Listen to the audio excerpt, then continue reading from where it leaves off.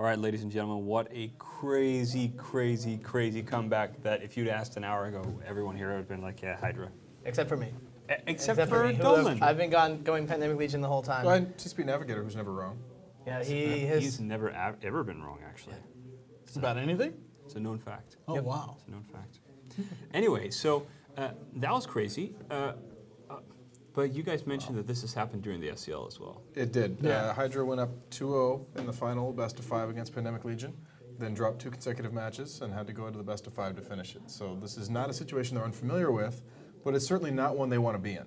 It's not one they want to be in, but in the SCL, they did pull something amazing out in the last match. They did. They absolutely, I don't actually remember the exact setup, Brent might, but they absolutely destroyed Pandemic Legion. I think just the fury that is Heart SP when he gets pushed to the limit is enough to single-handedly beat just about any Alliance tournament out there. All right, so there's going to be some strong words maybe.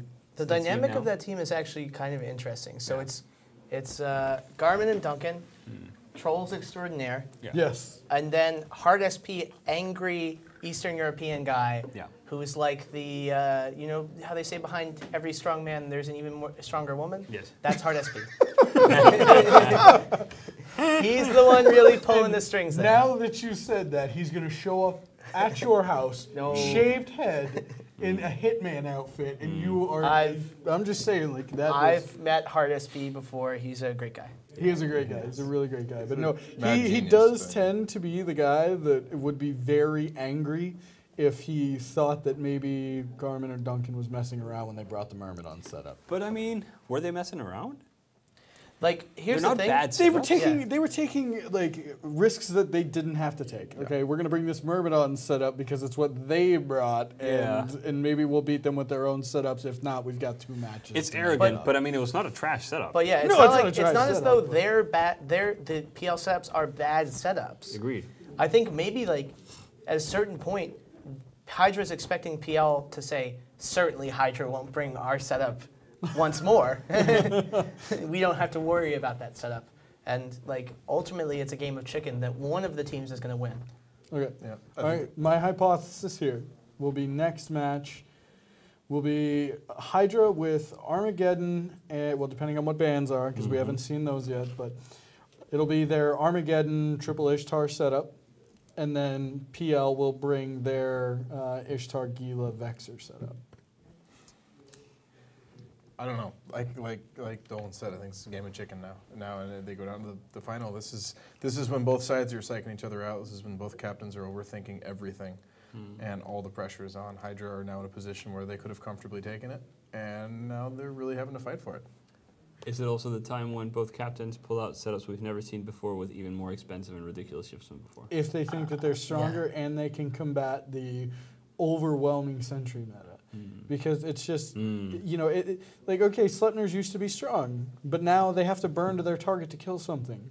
Your Gila just right-clicks and says engage, and it doesn't have to burn. It's like instantly applicable DPS. It's like long-range guns, but better. Yeah, you talk about DPS numbers, and on paper DPS, a Sleipnir maybe is higher DPS, but time on target is what really matters in this situation. And if the Sleipnir's got to go 50 kilometers to apply its damage, the heal is hitting from 50, time on target means it, over the course of the match, is doing more damage. And it really is a scary meta. It's amazing how many drone comps we've seen, and they're just really, really strong. How do you deal with the drones? Sorry, I cut you off. Go for it. I think that, I was just going to say, I think one of the reasons the drone meta is so strong this year is we don't have Zastro, your notorious enemy of all drone setups. He absolutely hates them, doesn't think they're good. CCP Rise and I actually talked about this earlier, like the rise of, and no pun intended, the rise of the Sentry drone meta, right? Why wasn't this good a couple years ago? Yes. And part of it was the dummy, but it was overall, it's a drone damage amp, right? That made Sentry drone comps viable because it allowed you to increase DPS pretty cheaply. And the funny thing is here late game, or late in the tournament, I'll say, it's running on the same ships. Like, it's like Dami's OP, well, ban out the Dami, we're still seeing Gilas and Ishtars, and so that's a really good point.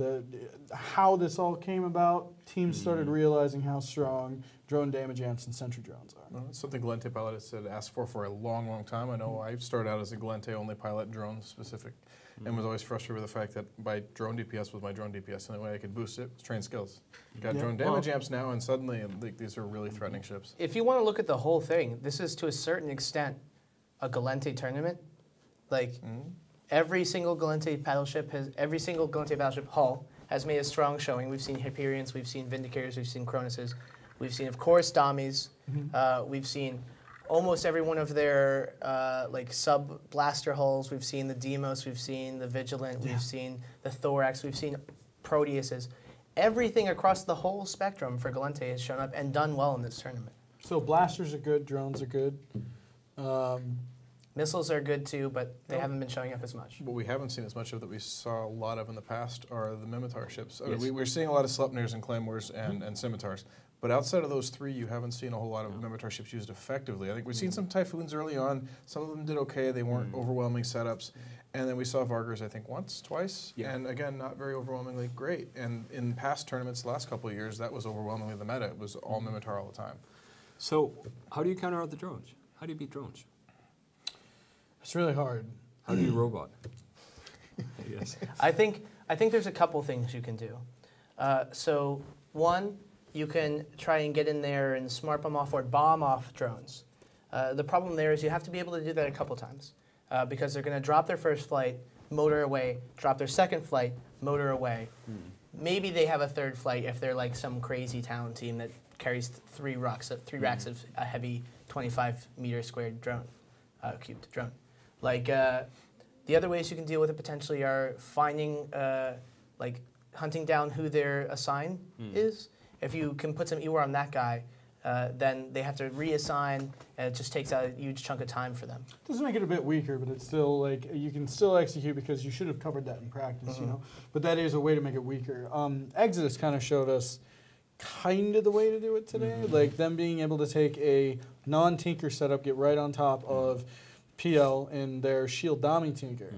And kill off drones. And I think there was a better example from yesterday, but I forget the match. I want to say it was Ronin versus someone, where they were able to get on top of a Dami setup, kill all the drones, and come late game, they just won. They were able to take over. It does take time and it does take effort to get rid of 3 flights of heavy drones, but eventually. The other thing that you were talking about just brought to mind is it's really about time on target.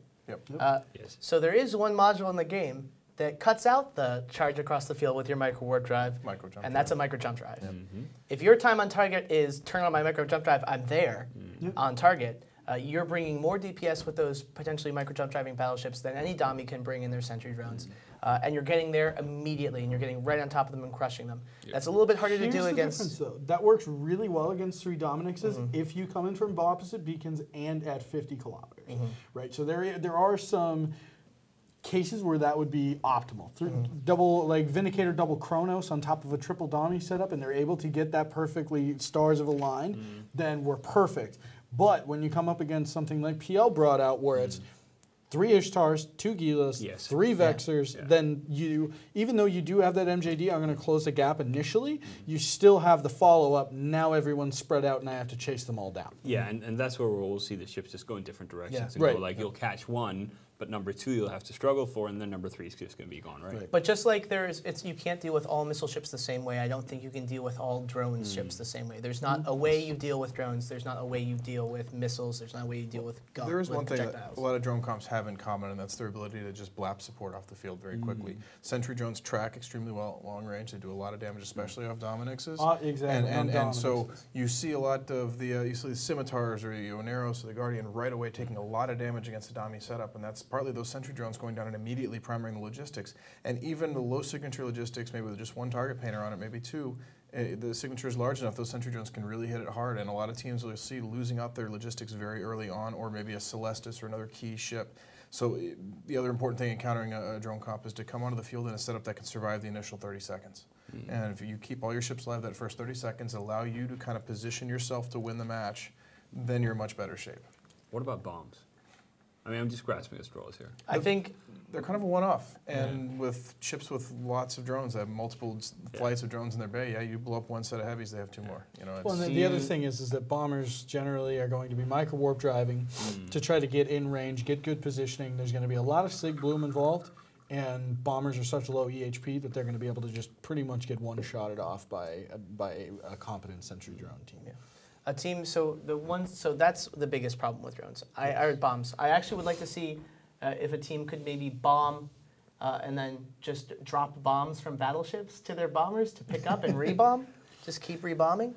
That has potentially you can wipe some flights of sentries really fast. Like reload time on bombs is not out of control. But one of the things, though, like an intrinsic issue that you have with bombers is the fact that they're in a tournament setup with such a high priority target because I believe they're 5 or 6 points. I think they're 5 in the SCL, maybe 6 here.